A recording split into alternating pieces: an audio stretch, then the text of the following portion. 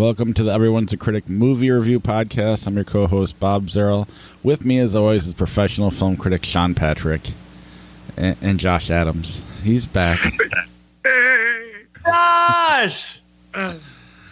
I'll apologize to the listeners, too. I am a little horse, or a pony, if you will. I wanted to make sure I'd have to hear it again. You said that to us before the call started, and I thought that was just for us. Now I feel less special. Well, I used to just hit record when I got down here, and then now that nobody's here, I stopped doing that. So I missed Josh saying it the first time. Oh, hey, that's okay. I gave you guys the first special one. I saved the sloppy seconds for the audience. But Josh is back, rather last minute too. But it should be a fun. I mean, it's kind of been hangout episodes anyway. There's less of a format than there used to be. But before we get going, visit us at ihatecritics.com, everyone'sacriticpodcast.com, Facebook, Twitter, Instagram. Our handle is CriticsPod. We're on Apple Podcasts, Google Podcasts, Spotify, Stitcher, Alexa, YouTube. Subscribe to the show, rate and review the show. Click on the little bell above the YouTube link if you like just watching blank screens and hearing us. And then patreon.com/criticspod. Best way to help support the podcast. We also have podcast merch at ihatecritics.com through the TeePublic platform. All right. So we don't really have any new movies this week. So I watched Invisible Man last night. I've been meaning to see it since it was in the theater, and it's really good. All right, let's move on. What? I wish I would have saw it in the theater. It was great, yeah. But I can imagine how much more suspenseful it is in that dark, crowded room with the music in your face. I mean, it translates on TV too. Don't get me wrong, but it just made me wish I would have seen it in the theater. It is that intense, that powerful, but I'm not good at this stuff. I just saw it and it's really good. I do have a question about it, if you guys don't mind. Go for it. I haven't seen this one, but this was one of the films that was earmarked for part of that monster universe that Universal was trying to do, starting with Tom Cruise's apparently very miserable The Mummy. And since that failed so badly, they decided not to proceed with it, and this is the role that Johnny Depp was supposed to have. Can I assume that Johnny Depp is not actually portraying the Invisible Man in this film? Okay. This is completely divorced because the Invisible Man of this story is not an Invisible Man who could go forward into any type of universe or play a role in any type of universe. He's a full-on, complete and total villain.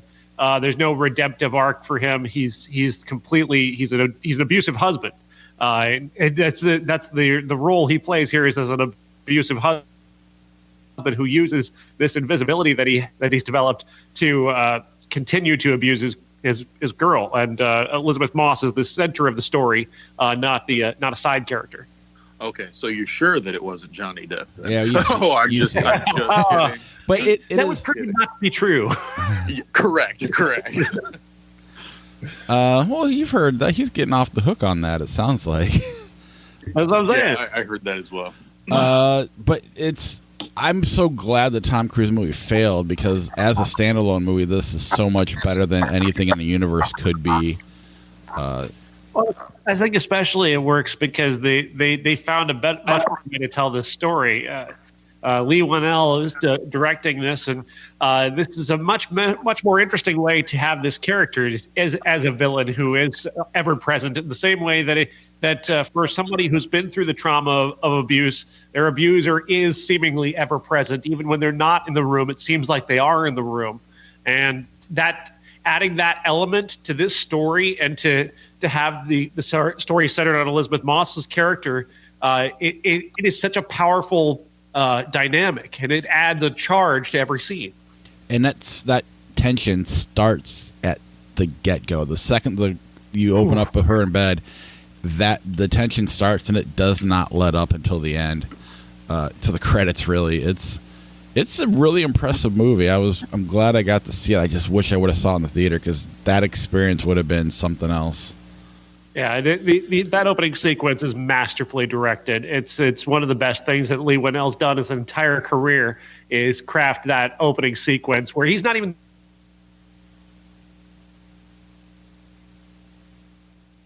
just the way he is all the way he films it, and he creates the context. You learn without any dialogue that this is a woman who's escaping an abuser. There's no dialogue.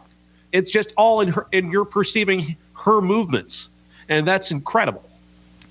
And they do it so fast to the point where you don't have time to ask questions like, well, how bad could it be? Or why is it, you don't have time to wonder anything because the tension starts so much and you're just engulfed in the movie and you're just watching it unfold. And it's a hell of a ride, and I can't recommend it enough. It's now no longer $20 on Amazon. It's finally $6. So, it's definitely worth watching, especially if you can get a few people together to watch it, having that are going to be quiet and pay attention to the movie. It's a hell of a movie, and I'm really glad I finally saw it.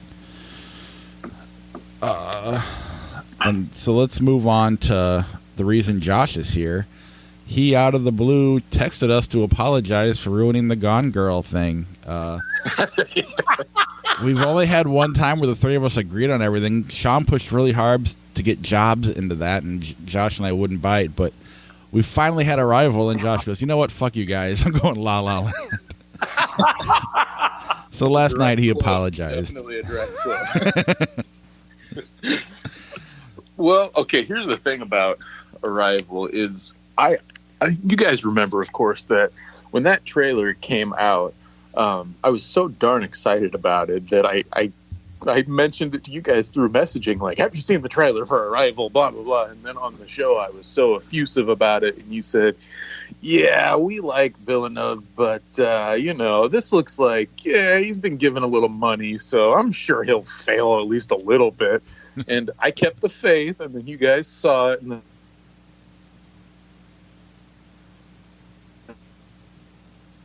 in this particular case, when I saw La La Land, it was more a matter of a musical surprised me that much and convinced me that much that I felt that was almost worth more than meeting the expectation as Arrival did. And it's rankings, right? So it really doesn't matter. Right. And we all know that, of course. And giving praise to something and having it receive awards, et cetera, it really doesn't matter. But in this case, I had such an experience with it this time of really fully understanding the tapestry of that direction. It was so meaningful for me that I felt compelled to tell you guys how much the experience meant. Obviously, the film looks great, okay? And having to stream it, I think, is a bit of a disservice to the movie because, there's no matter how strong your internet connection, there's still going to be maybe a problem with bandwidth from time to time. Right. And I was a cheapskate and decided not to spend the $2 extra to stream the ultra high definition one. So the blacks in the movie that came over the internet were a little muted, and there are some scenes in this film that are important in that it fades in. If you guys remember the opening and like the end scene, it's kind of fading in from the ceiling on down to where she's standing. And both scenes are actually very important to the narrative. But it still looks amazing, okay? And the score, we've discussed Johan Johansson before. And rest his soul. He was a really unique composer. Something about the film is it once got an Arabic tone to it, but also electronica, but also like a humming going on, like a monk or something. There's something ethereal about it and mysterious that just drew me in again, and I was instantly reminded of all of the great scores he's done before.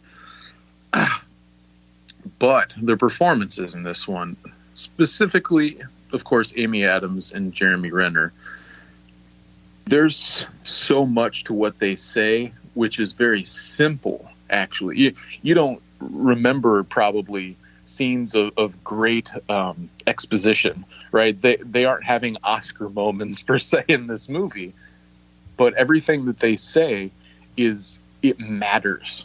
And everything that Jeremy Renner does matters so that it can set up what happens later in the film. And Sean, you pointed that out the first time that we saw that, and how important I think you may have even written about it, how important his character was to the film. Yeah, the complexity of the way he's written, because it's the softness of the way Jeremy Renner plays it that allows you to almost forget he's there, and then you realize slowly throughout his importance. It becomes and it's like a big reveal almost, just how important he is, without it feeling like a cheat or a ta-da or anything like that. It's very subtle, and I just love that. And there were a couple of smaller things that I noticed this time that didn't. I know that I noticed them the first time, but they didn't stick in my craw like they did this time. The way that Amy Adams' character explains why to her daughter, why the daddy's not around anymore, and oh my gosh, it hit so much harder this time. And also when the simplest little thing of her explaining what her name meant, you guys may remember this from your youth. You may not, because our school districts were obviously in 3 different locations and the curriculum was 3 different curricula. But there was a story, I think in 3rd grade, called Hannah Was a Palindrome or whatever. And it was all about discussing the uniqueness of English, to the point where if you had a name that was the same from front to back, that was kind of unique, and it even had its own name. And not only is it the same name in this movie, obviously there are other possibilities like Anna, but it reminded me of how I felt then, which was I thought that the character of Hannah in that story was being insulted, calling her a palindrome. Like, oh, that doesn't sound very nice. Why don't you just call her an asshole instead? That's much cooler. But I was reminded of that and how kind of unique and special that was. But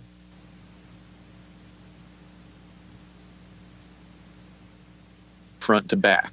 And I don't know why I didn't think of that this time, but it's a mirror to what she's experiencing. Okay. And you almost go through Amy Adams' character's experience with her. You know, you can sense that she's actually moved by all of this, and physically she's experiencing a reaction to her body kind of weaving in space and time and having to actually understand how these aliens feel. She's perceiving time like them, and that's got to be jarring to the system. This movie cares so much about the reality of what might happen in a situation like this that, gosh, the believability of it is a part of its effectiveness. Now, I'm going to stop talking for a minute so you guys can jump in, but my emotions towards the end of the film were such that I can't help but admit I was so teary-eyed I had to grab a little napkin and douse myself off. Wow. It's funny. I had an experience with this movie about a year after it came out where I was at a grocery store, and the mother of a friend of mine came up to me and just was just to say hello. But then, she knows the only thing that she knows about me is movies. And so every time I see her, she's got to bring up movies. And she says, I saw Arrival. And I said, well, what do you think? And then we had this 15-minute conversation about Arrival. Pleasantries turned into this actual conversation with this person because of this movie is just that powerful. Well, I remember being in the theater and people being like, what the fuck? I don't know what's going on. And I like that, too, because it was like, we kind of get it and they don't. And I like when a movie decides to challenge you a little bit. And you're going to get something every time you watch it a little bit more, similar to what Josh's experience was. And that's what it's so much more than just a sci-fi movie or a genre movie. It's like, I'll take this over a lot of Oscar movies. To me, this is the type of movie that should win the Oscar. I don't know. It's just it was such an experience, and I enjoyed it so much, and I'm glad that we now have 2 Gone Girls. Yeah.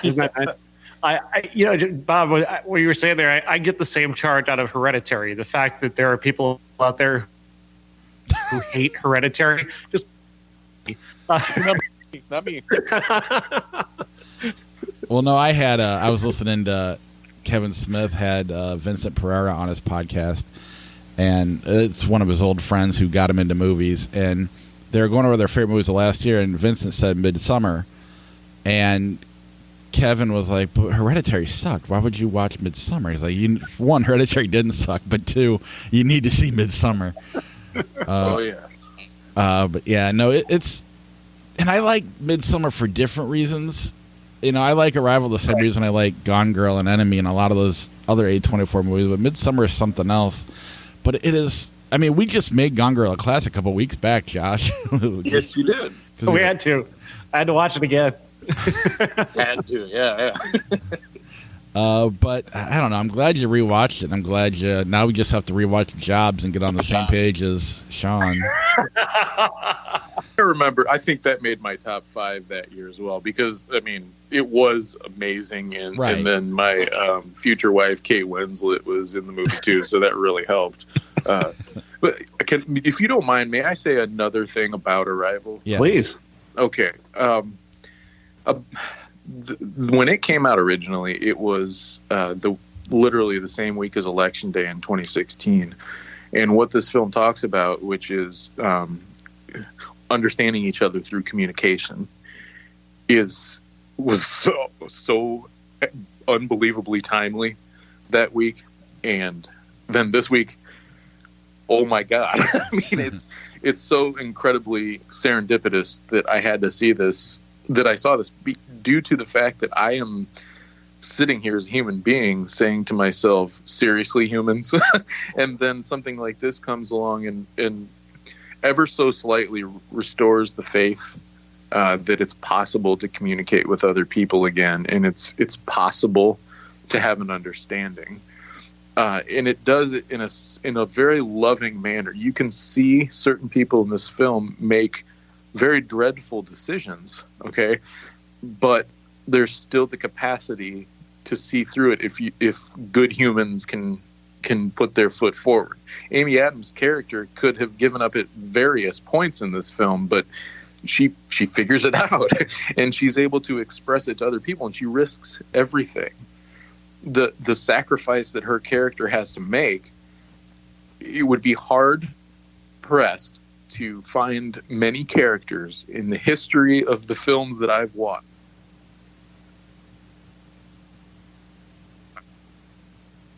in order to get through the film. I think I thought about that a lot on Friday night and then through yesterday. Would I be able to do the same thing? Would I say to myself, I'll go through it all over again just to make sure that I had that experience, because I wouldn't want to be without that experience. I mean, this is supposed to be just a science fiction movie where aliens arrive, and I'm having that experience. It's so unbelievably powerful to me this time that I've definitely jettisoned this film into my top 30. I'll consider it for even further probably the next time I watch it. Nice. Yeah, it's incredible. It's a rewarding rewatch anytime you take another look at it. It has that depth and that ability to reveal itself again and then in different ways, and that's the power of a really great movie. Yeah, I wish you had told us on Monday you were watching it so we could have watched it too. No, there are a number of films that I have pulled out ever so slightly on my movie shelf that I've earmarked for Ben to watch this summer. Now that I've allowed him to watch some rated R films or some stuff that's challenging, we've really gone through a lot. And this one is one that I don't actually have on the shelf right now because they haven't made a version that I'm okay with. As a collector of films, okay, and therefore I forget about it from time to time. And it was on Prime, and now it's not on Prime. And he had expressed interest in it again when I discussed the triumvirate of space films or whatever, like Gravity and Interstellar and this one. And the thing is, he had the reaction of others, which is, I don't get it. He seemed to recognize that it was good, but he said, I don't understand what happened. And I said, oh, that's okay. I want you to wait a few years or even a few days. Sit with it and let me know what you think. Anyways, please, let's go forward. I can just go on all day about it. Before we stop, Josh, will you come back for Dune, and are you excited for Dune? Oh my God, yes. First of all, I was already excited for Dune for one specific reason. It's Villeneuve. As a director, I mean, we can talk about David Fincher, or you guys can wax poetic about Ari Aster, and by the way, there's no problem with that one. But right now, I would see a Villeneuve movie no matter what it was. I would plunk down the cash just to watch a movie of his, even if I didn't know anything about it. The fact is, Dune is an established property. It's an anthology. I remember I've seen the original, and I didn't care for it. But it's probably not a real representation. Is the fact that he's in charge of it and that unbelievably impressive cast. I have faith in whatever he does, and yeah, that's probably my number one movie for the rest of the year at this point. Unless we find out other movies. Like right now, I actually don't even really know what's going to happen by the end of the year, as you guys probably don't know either. No, but I do know. I can tell you this: our local theaters returning June 26th. Oh, no kidding! That's fantastic. If you want to get the coronavirus. Heard June 26th is when our theaters are going to reopen again. Both of them? As far as I know. Will there be any restrictions? That I don't know. Okay.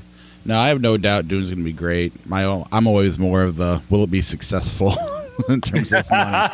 But Villeneuve can't screw up at this point. The accountant's got to throw some cold water on it. Wet noodle. I just want him to make movies forever, that's all. I want him to be able to make a Benjamin Button movie and live past that or whatever. Even if it's good and long and boring, it's still... Yeah. Good, long and boring is the story of my bedroom life at times in my life. I was going to say, he survived Blade Runner 2049, so...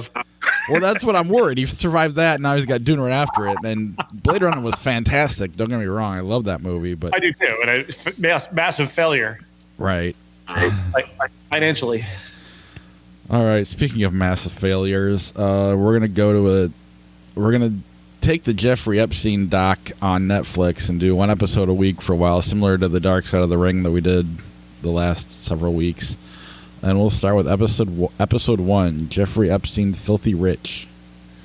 Yeah, so this is basically a look back at the where the investigations of Jeffrey Epstein began, and man, is this creepy and hard to watch. Oh, It's so hard to watch because you see the setup that he gets going here, where he's using these teenage girls and just, he's got all sorts of money and he's just got all sorts of friends and everybody he's able to cover up for him, and it's so hopeless and so empty, and it's really hard to watch. The centerpiece, I guess, is a Vanity Fair piece that was going to be written in 2002, and they were wanting to just do kind of a puff piece on this guy who was just the money manager to the stars. He was this guy who just had this high profile, lots of money, all the most powerful people in the world are around him.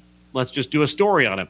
Immediately, the second they think of starting doing a story about him, these people start coming out of the woodworks going, you don't touch him, don't talk to him, this is bad news. And what ends up happening is we're going to find out this reporter is going to end up losing her job. The girls are going to end up just repeatedly not listened to over a period of several years, where just no one does anything to stop this guy. And obviously we know no one did anything to stop him for even further, well past the portion of this story. Yeah, this wasn't a story of, not that this, I'm not justifying this at all, but when people use the argument, well, why did they say anything for 20 years? They were saying stuff from day one on Jeffrey Epstein, and it was swept under the carpet the entire time, and nobody listened, and I don't know. It was an infuriating episode, and I mean, I watched the whole thing, and I don't think it's worse, but yeah. Oh, man. I don't know if I'm going to get through this. This was a tough sit. I wanted to turn this off so many times. And not that I didn't want to hear from these young girls who were trying to tell their stories. I mean, obviously, I think we should have been listening to them all along, and we weren't. But it's so hard. It's so hard listening to these because they've got these police tapes. This one detective who's actually doing his job and talking to these girls. And I mean, there are law enforcement members who are trying to do their job and actually try and bust this guy, and it just doesn't happen for whatever reason. And it's so frustrating because even when girls are doing it the way that we ask them to do it, it doesn't get done. Yeah, I mean, you see him palling around with Trump, and they don't show it a whole lot in this episode. They do later on, him and Clinton, and I don't know. I don't even know. It's hard to talk about seeing the whole thing, so I'll try to keep it. Maybe I'll talk more later on, but it is such a. I mean, this is the guy's a sociopath. Yeah. Just watching him be, the interviews that he has to give, it's just disgusting. It's. I mean, you wonder how much worse it was. Right. Ugh. It's evil at its most evil. It reminds me of a quote from of all films, Batman '89, when Joker is shaking the man's hand after he's just nuked him, and he says, "You are a vicious bastard. I'm glad you're dead." So, I'm super glad he's dead, but at the same time, I feel very for the victims of his that aren't going to be able to see him go through the process of justice. Yeah, right. It's just so frustrating that he's never once does he seem flapped. Never once does he seem frightened. He doesn't seem anxious. Is just I get to do this. I have money. That's horrific. Yeah, it only gets worse. That's all I'm gonna say. God damn it! Go back to wrestling, please. You want to do the Undertaker documentary? It's like a step down from the Michael Jordan one. It's pretty awesome. Wow. Man. Instead of Michael Jordan or The Undertaker, we're doing Jeffrey Epstein. Are you guys, just out of curiosity, are you going to cover The Last Dance at all? Sean maybe in hasn't the seen future, it. because I don't have ESPN or regular cable, so I've not been able to see it yet. So maybe once it's on Netflix. Yeah, I'm also waiting for Netflix. I think it's July 12th or July 19th that it's coming out. And it just... Bonus episode. What's that? Bonus episode with you and me. Oh, man, I would absolutely get into that. I have so much content about the Bulls going on in my head, so trust me, I would be happy to. I will say that The Last Dance is when I make when I talk about Lord of the Rings and how it means nothing to me, and Sean hates it, whatever, but people just love living in that world for it doesn't matter if it's 6 hours or 24 hours or whatever it is.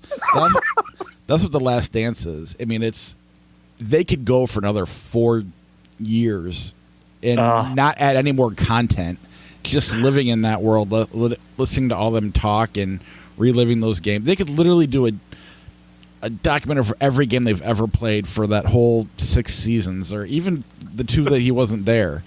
And it would be entertaining. I would watch it every week or every day. Agreed. That's how good it is. So, yeah, I can't wait for you guys to see that one. All right, finally we can move on.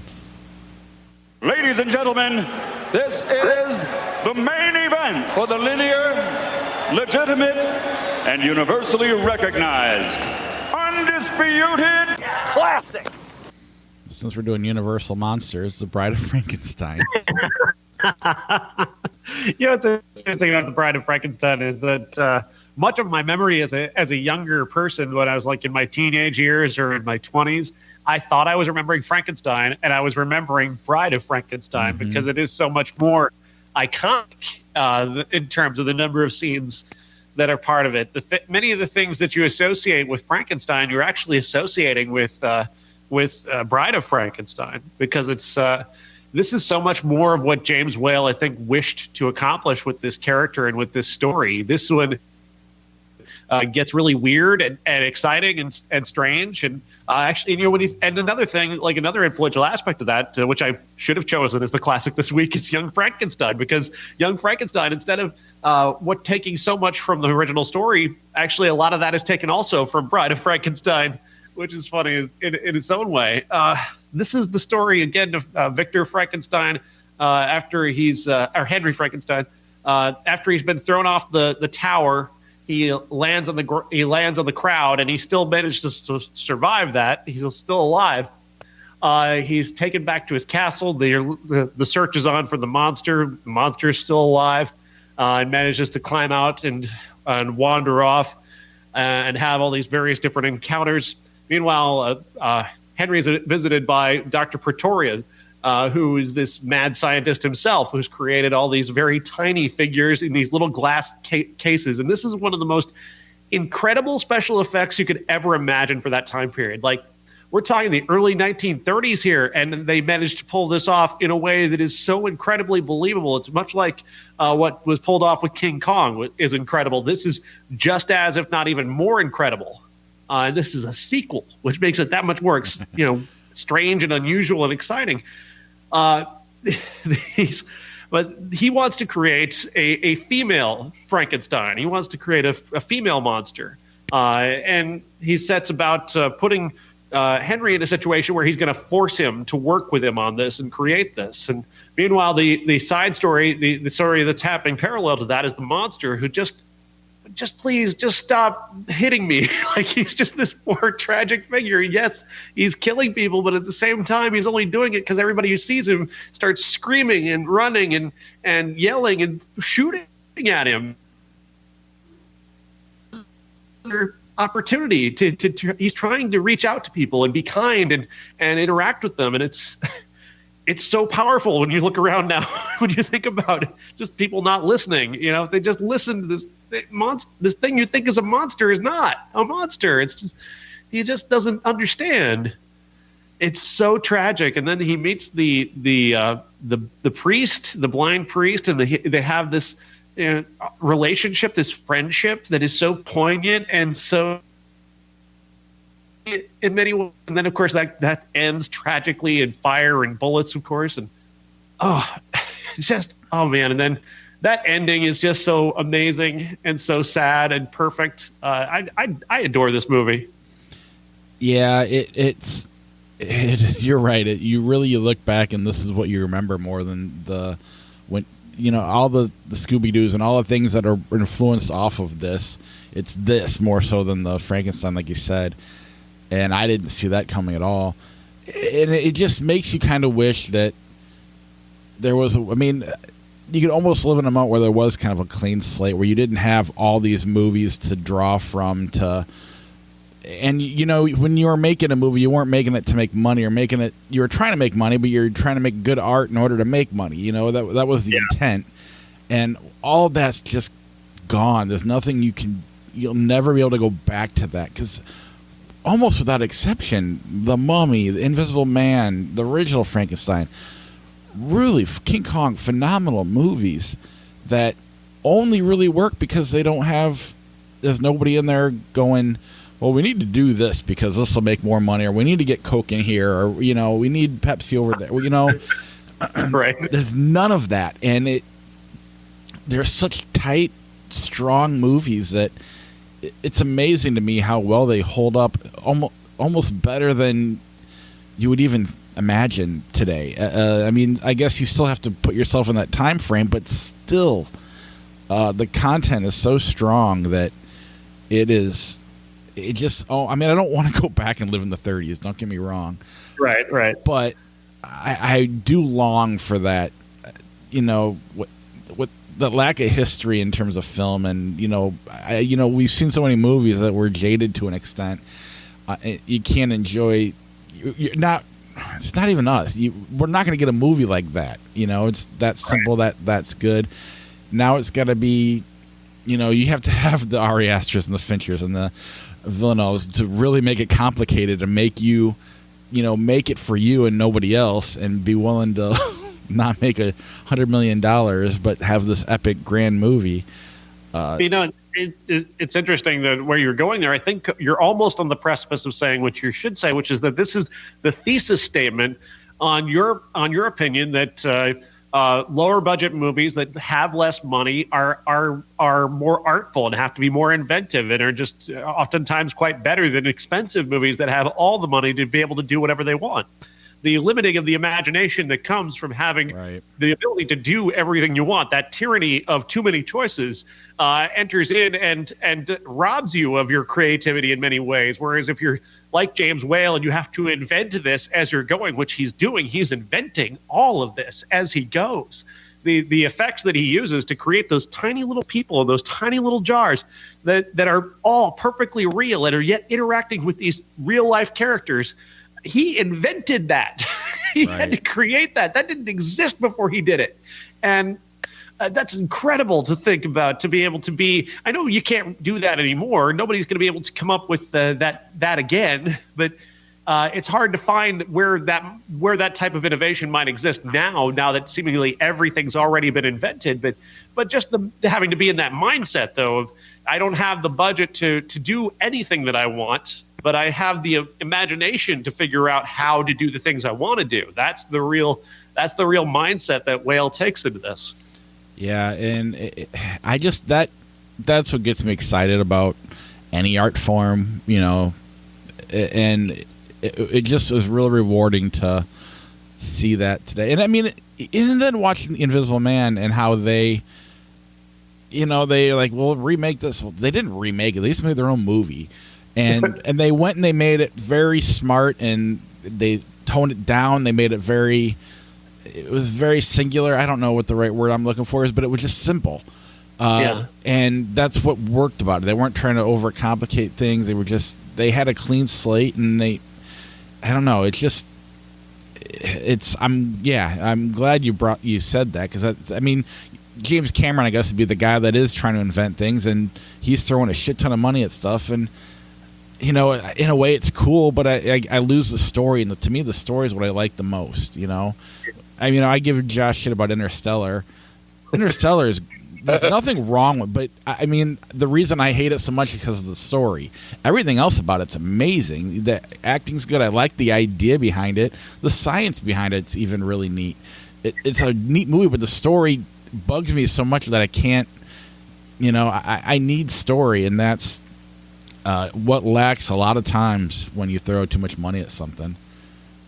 Well, I was, pardon me for butting in here, but that statement that you made about James Cameron, as you guys were discussing this, who was going to be the next person, if anyone, that would come up with innovation, my mind went to James Cameron, only because these movies that he's making, the Avatar sequels, have been delayed for so long, and he has made so many different statements about when they're coming out, and, well, we need to do this, we need to do this. And I started to think about the next level, which possibly could be a virtual reality experience in a film where you literally are like immersed by it, wearing some sort of VR helmet or goggles or something like that. And he really would be the guy for that. And I think that would be really neat. But in the infancy of new developments, there seems to generally be a mishap when it comes to stories. We get so interested in what's happening on the screen that you're right. We forget about how the story's told. So therefore, after the first time we see Avatar, or even during the film itself, we say to ourselves, oh, this story is shit. These characters are saying ridiculous things like unobtainium. Right. But I do like what you said there about innovation and how is that going to happen again. And great films are sometimes born of the necessity to create. I will say that Star Wars: A New Hope is in the same vein. They had to create stuff just to make it happen. And whatever you think about Star Wars, that is very important that happened, because eventually, somewhere along the line, somebody made an amazing film with innovation and story at the same time. Yeah, you almost... Go ahead. Go ahead. Well, I'm going to go in different directions, so you finish what you're going to say. I just think that when you talk about what Cameron's doing, he's the emblematic of the problem of having too much at hand. He's totally doesn't care. Like, is the script done? Great, whatever. We need something to provide a spine for the things that I'm doing that are so amazing. And I just don't care if I put on a helmet or not, or I don't care how realistic his silly little world is. If the characters aren't interesting, it doesn't matter to me. It's just so much more bullshit that I have to go through just to try and enjoy a movie. And he's got too much. He has too much. Well, yeah, even Scorsese, as much as I love most of the stuff he's done, his movies are on the bloated side. I mean, you can't say The Irishman's not a bloated movie. And I like it. But it's because the story and the characters are so good. But God, make him be a little more. I mean, at this age he doesn't have to, I guess. But make him tighten it up. I would love to see what he really could come up with. But what we really need again is like kind of similar to the late '70s, early '80s, or the early '90s, is like another punk rock indie movement that just kind of takes over. I mean, when Nirvana and Pearl Jam and all that happened, so was Tarantino and Robert Rodriguez and all these, Linklater, were all coming out doing their things, changing the course of. You almost need to simplify it before you can innovate again. I don't know. You just need another boom like that, but I don't know that the internet allows that anymore. Seems that way, yeah. But yeah, so what? John, have you ever seen Bride of Frankenstein? I haven't, and I've been interested in all of those old Universal films, and we knocked out The Mummy. We got Dracula taken care of. I remember watching Frankenstein at some point in my youth, but what I've really wanted to do is knock a lot of these out in a day. Throw in something like Creature from the Black Lagoon, perhaps the original Wolfman. Whatever the case may be, I'd love to immerse myself in this world and kind of feel like the way that George Lucas might have felt, or Ray Harryhausen might have felt, to bring up a random name, but people that were so interested in little creatures. Yeah, that's Harryhausen. Yeah. So I definitely would like to watch that at some point, including what you mentioned, Young Frankenstein. I still haven't seen that at this point, but one of these days I'm going to, allow myself to watch all of these older films. And one of these days I'll allow myself to watch more Mel Brooks as well. Well, this weekend we watched Frankenhooker. I'm not gonna lie, I didn't watch it. I watched the trailer and I said, "Fuck this."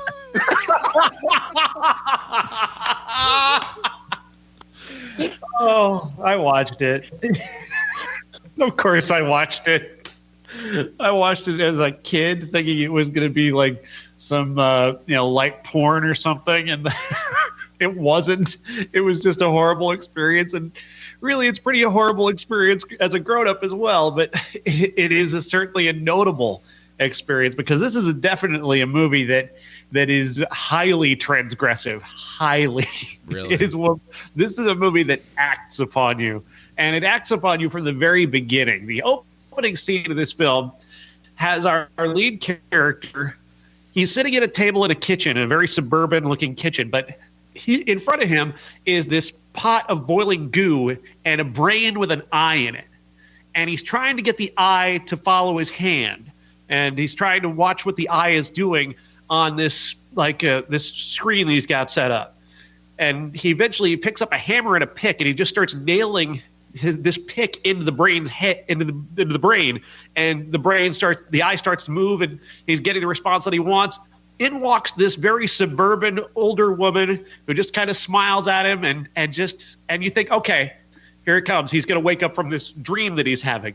No, he does not. This is actually happening, and this woman doesn't react at all to the brain on the table. She's seen this brain on the table for weeks on end while he's been working on it. Like, this is nothing new for her. She's just completely nonplussed. Walks outside to this party that's taking place, and it's his girlfriend's house, but he's got his stuff there on the table doing that weird thing. The cut to his girlfriend, who's introduced, and she gets run over by a lawnmower. Like a brand new lawnmower that he built specifically to be this monster lawnmower that she was showing off, and then she got run over by it.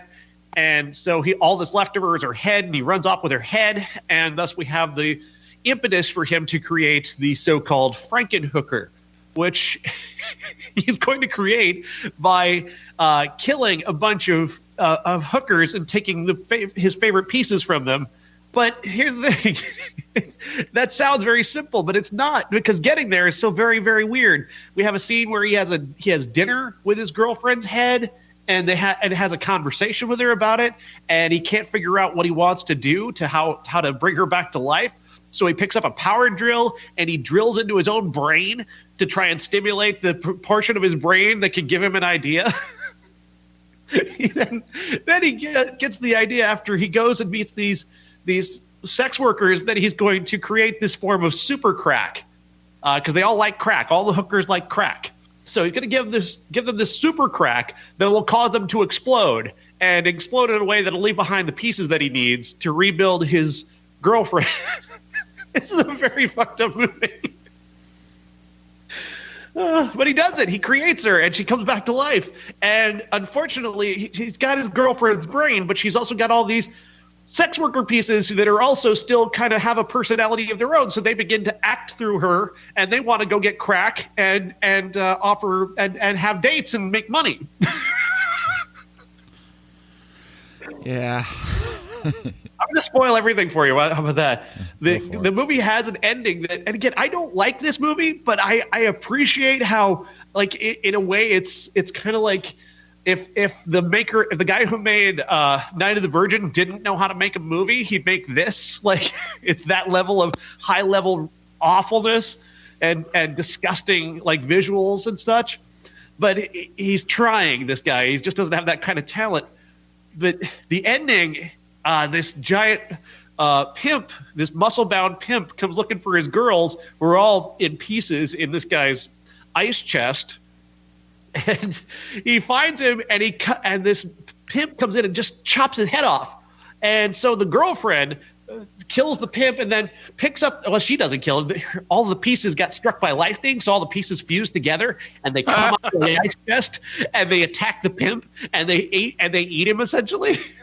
So the girlfriend picks up his head, our lead character's head, and because his serum only works on women for some reason, she's got to put him on a female body. So she rebuilds a body out of hookers and puts his head on these hookers' body.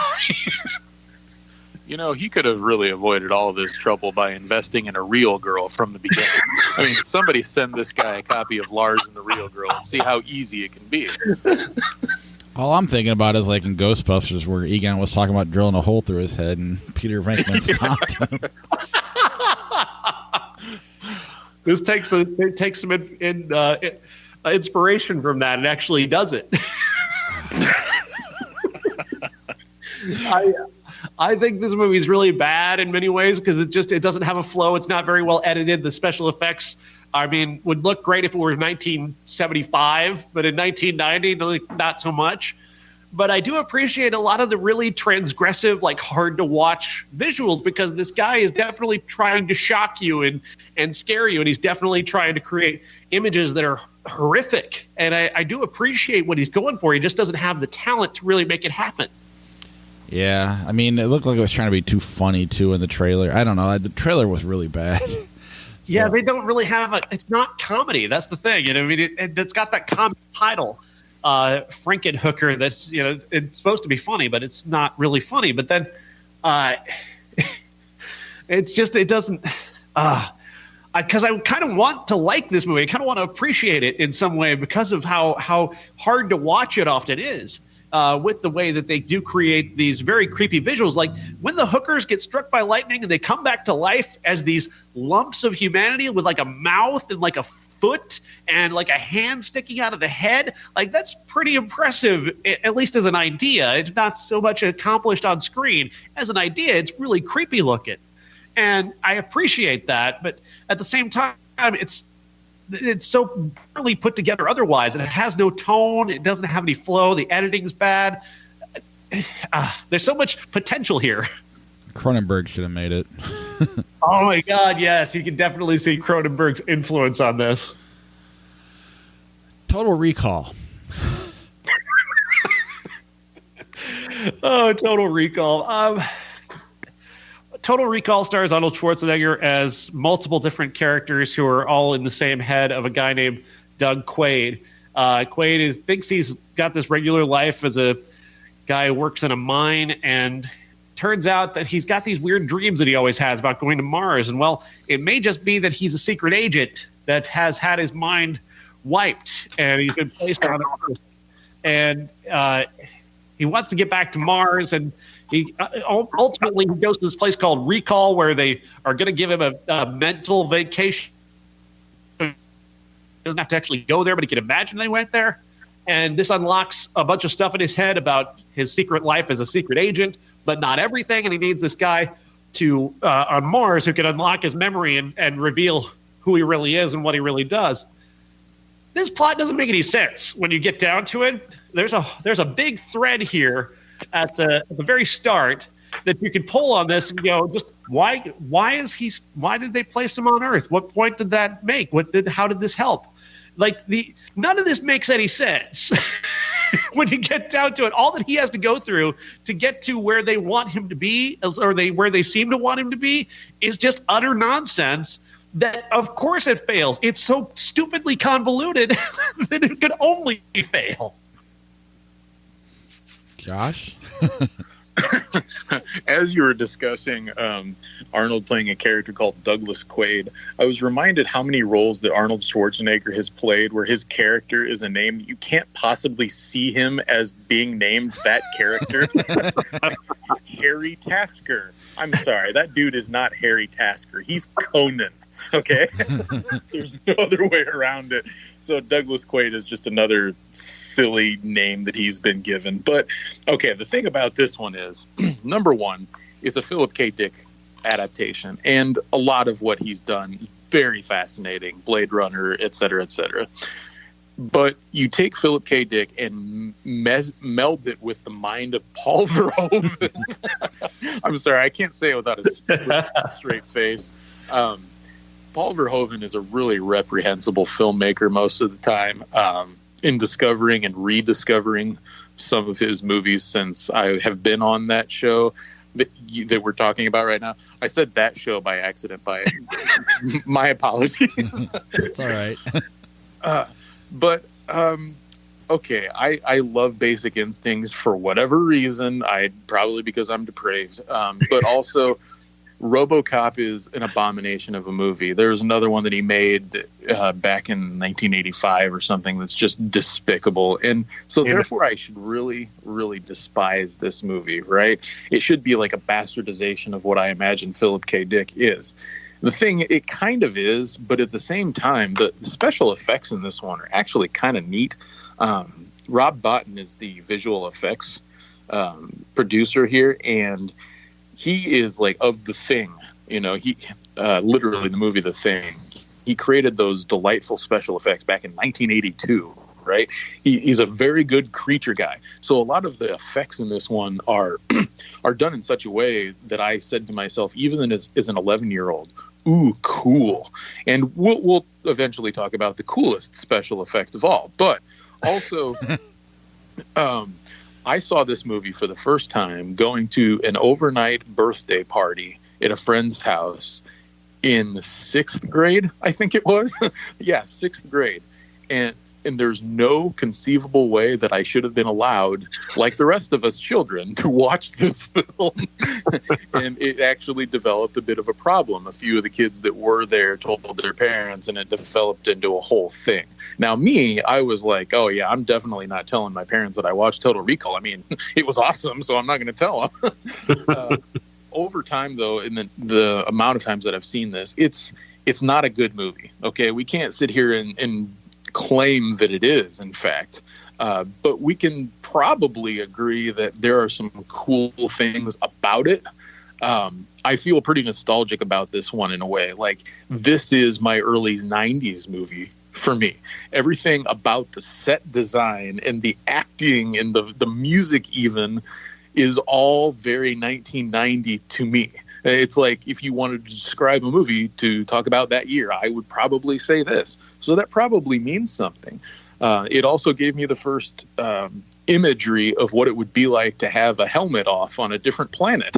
And that definitely stuck with me, as ridiculous as that looks. So I have an affinity for this one, despite the fact that it's really terrible.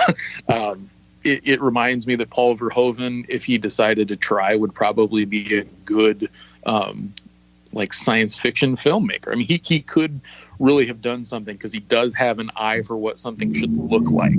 But that's about all that I have good to say about this.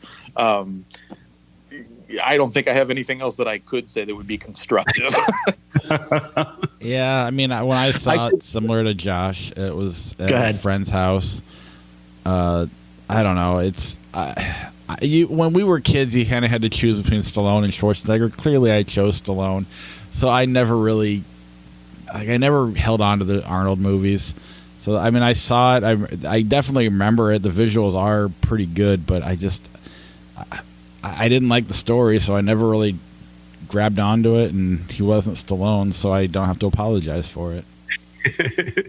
I have a kind of a headcanon for this idea that behind the scenes, like, they had this Philip K. Dick story, and I can just imagine Verhoeven going, you know what? Yeah, that's all right, but I think I can make it better. I think he's like, you know, I can improve this way and this way. No, don't, no, stop. He just has that kind of arrogant air to him. He would like take something. Actually, know if call the Dick story is any good. I mean, I'm sure it's probably a quality thing, that I've never read it, so I can't really say. But it's got to be anything better than what Verhoeven could have come up to try and quote unquote improve it. But I can definitely see him having the kind of like that kind of arrogance that would place him on the same level as Dick, and be able to say, yes, I can take this and make it what it should be on screen. And he's just such a sleazeball. That's the thing. He's like, he's so sleazy. He takes something that shouldn't be sleazy and makes it sleazy for no good reason, because sleaze sells. And I think that's the essence of Verhoeven, is taking things that could be classy and entertaining or thrilling, and making them a little bit sleazier than they need to be. That sounds just about right. And Joe Esterhaus isn't even involved in this one. But if you look at some of the credits of the filmmakers of this one, Verhoeven directing it, written by, in part, Ronald Shusett, and produced by Shusett and Dan O'Bannon of the Alien films. Okay, so you've got that team working together, but then the executive producers, the money behind this, Kuroko Pictures and Mario Casar and Andrew Vania, the people behind Terminator films, kind of like the 1990s version of Canon films. Those three groups working together seems like it's a recipe for utter brilliance and a B-movie level, or complete disaster. Somehow this one manages to fall kind of in the middle, where we don't really care about it, but also it's not completely unwatchable. Not completely, but it borders on it. Borders on it, yeah. If you guys ever said to yourself, boy, I've got a stomach ache really bad right now, I feel like I've got a Quado. Oh, that's just me? Okay. Oh, my gosh. So, wait, the greatest special effect of all time, was it the three boobs? Oh, most definitely. Yeah. I was impressed we got this long before he mentioned it. Yeah, I refrained earlier. But I thought perhaps for a moment you were setting yourself up to have us say that, have us accuse you of that, when you had another idea of a better effect. No, that's he usually does do that, doesn't he? But in this particular case, no. I was always hoping to myself, man, I wish I had 3 hands. Like, that is something I heard communally all the time. Guns with Erik Estrada. So, Guns. How familiar are you guys with the cinematic universe of one Andy Sedaris? I only know the name Sedaris. Is this the same Not dude that writes related. books? Not related. Not David Sedaris. Not related. Sidaris, no E. So they're definitely not related. Andy Sedaris is legendary for making a movie called Hard Ticket to Hawaii, which is one of the worst films of all time. It's ranks right up there with all the great bad movies.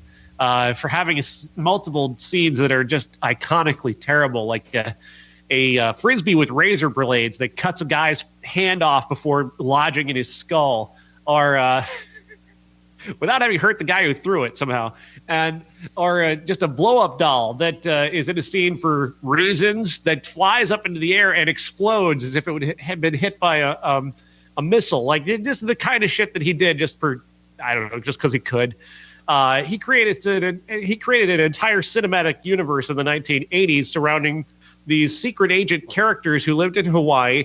They also operated their own package delivery service for some reason. They were all women with giant breasts for reasons that I guess it was easier for them to sneak up on bad guys because bad guys wanted to see women with large breasts.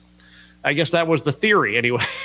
These are secret agents who work for an unspecified government entity, and they're going up against this bad guy gun runner and casino magnate played by Erik Estrada, who is just one of those great tragic figures of television who just hit hard times and just said, "I'll make a porn, sure, why not? Let me."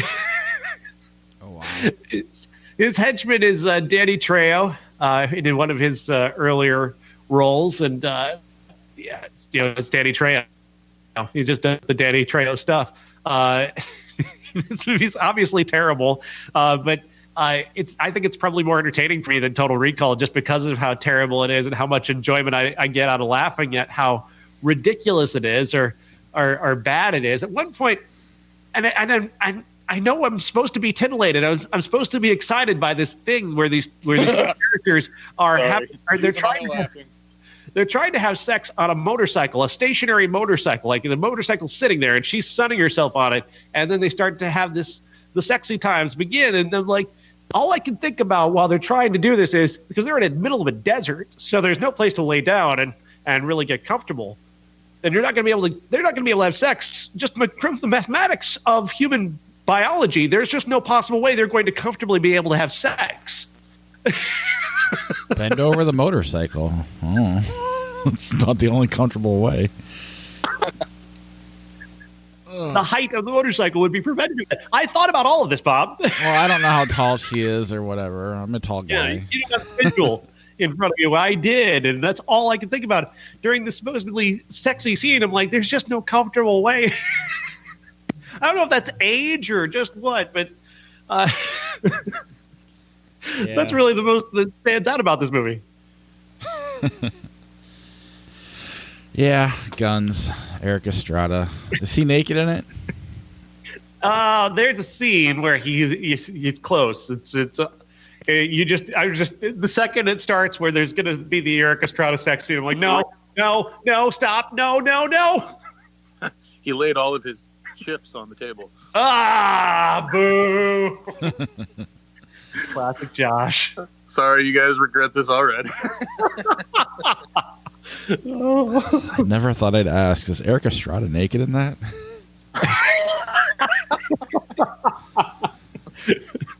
Nor is Danny Trejo. He's also not naked.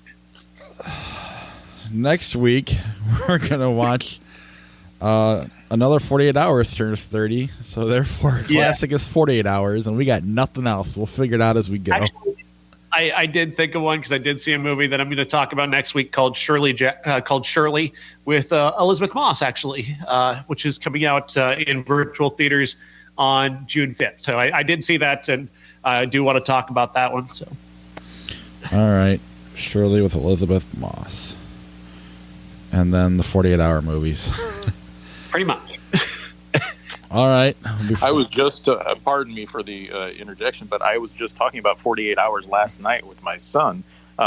In that the last time I was at a drive-in theater back in 1985, I saw Back to the Future, which was there last night as well. It was a double feature, and the second movie in which us kids were supposed to shut up, go to sleep, and not say anything was 48 hours. And that had already been released for some time, so they just kind of tacked it on. Yeah. But I remember peering through the holes in my blanket to watch 48 hours. So it's just timely that you mentioned that. Oh, it's funny because they expect you to sleep, but there's a big speaker sitting on the side of the car. Hey, man, these are boomers we're talking about here. So true. Oh, it's so true. You went to a drive-in last night, right? Oh, yeah. Man, I love the idea of that, and I don't always execute because they're just far enough away to convince my lazy ass to stay home. Mm-hmm. But in this particular case, it was amazing. It's in Dixon, Illinois, called the Midway Drive-In, and the previous one that I went to in 2014 in Maquoketa, Iowa, is really, really neat too. But it's like a large lawn that has a slight grade to it upwards, and the cars park there, and it's just not quite the same atmosphere that I remember in Milan. And this one in Dixon, it's basically all gravel. You know, if you want to step out of your car, you're going to need a chair to sit in or something like that. And it has the remnants of all of those speakers sitting by the car still. They haven't removed the poles. So the nostalgia was really thick there. And despite the social distancing rules that still applied at this place, you could see inside the concession stand that they weren't serving anything with. And it's so retro in there. It felt like I had time traveled last night, and I can't possibly praise it any more than that. Nice.